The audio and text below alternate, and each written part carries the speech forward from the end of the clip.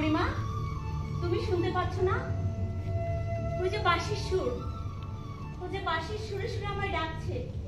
সেই সুরে আমার প্রাণ যে আকুল হলো। মরণ আর কি, তুই আমাদের সকলে সর্বনাশ ঘটাবি। ও বাঁশি বাজাচ্ছে, বাজাক, এত রাতে যাওয়া লাগবে না। লোকে নিন্দে করবে, কলঙ্ক রটাবে, তা তো আমি জানি বুড়িমা, কিন্তু কানুর পিড়িতি যে সকল কলঙ্ককে ঢেকে দিতে জানে, তাকে তুমি বোঝো?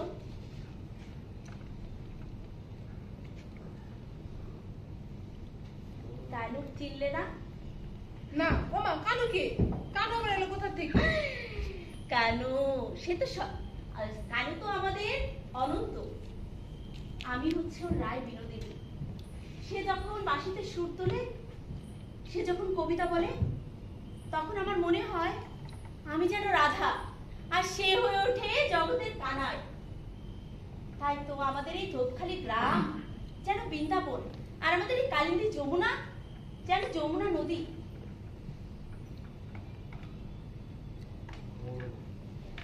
মরণ আর কি, চল ঘরে চল।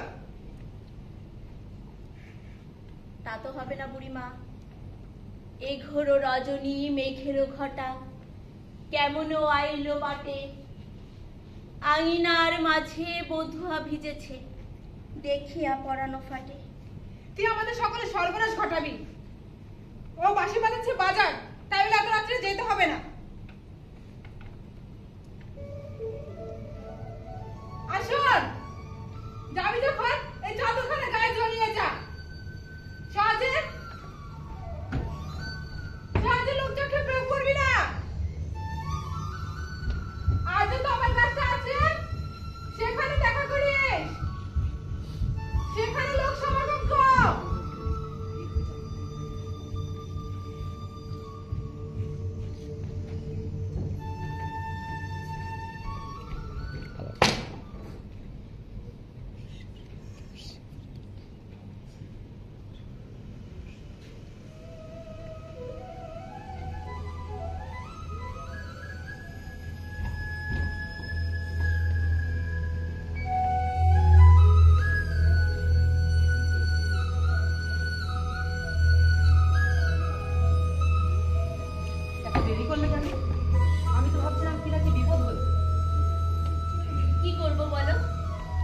সংসারে সকলের চোখেরই আশা কি কম কষ্টের? আমি তো আসতে পারি, তুমি কেন পারো না? তুমি তো পুরুষ মানুষ, কলঙ্ক তো তোমার গায়ে লাগবে না। আমি যে নারী, নারীর যে সতেজ জ্বালা। আমার কি ইচ্ছে করে জানো? আমার ইচ্ছে করে পরজন্মে তুমি যদি রাধা হয়ে জন্মাও, আর আমি হই গোকুলের কানাই। তাহলে বুঝবে নারীর কি বেদনা। বনমালী তুমি পরজন্মে হয়ে রাধা, তাহলে বিষের জ্বালা ভালো করে বুঝবে। প্রেম হলো সুধাময়, কপাল ক্রমে তা বিষোপজয়। বুঝিয়ে বলো তো। কেমন তোমাকে বোঝাই? শোনো, কাব্য কথা দিয়ে জীবন চলে না। তুমি কি জীবনের অর্থ বোঝো কবি?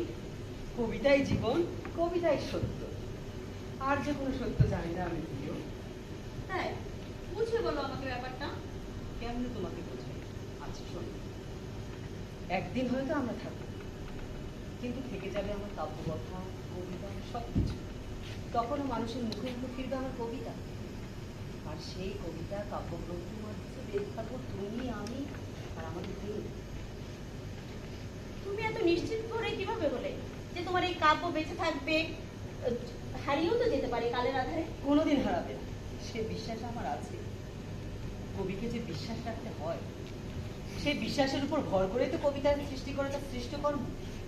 কবি জানে যতদিন চন্দ্র সূর্য পৃথিবীতে বেঁচে থাকবে, ততদিন বেঁচে থাকবে তার সকল সৃষ্টকর্ম। কবিতা যে অমৃত, অমৃত রস। একবার যে এই রস আস্বাদন করে, তার কি আর অন্য পথে যাওয়া যায়? ধন্য তুমি কবি, ধন্য তোমার বিশ্বাস। তোমার এই কাব্যের ভিতর আমিও পাবো অমরত্ব। তাই তো তাই তো সব লোক লজ্জা নিন্দা ভয় অপেক্ষা করে বারবার তোমার কাছে ছুটে আসে।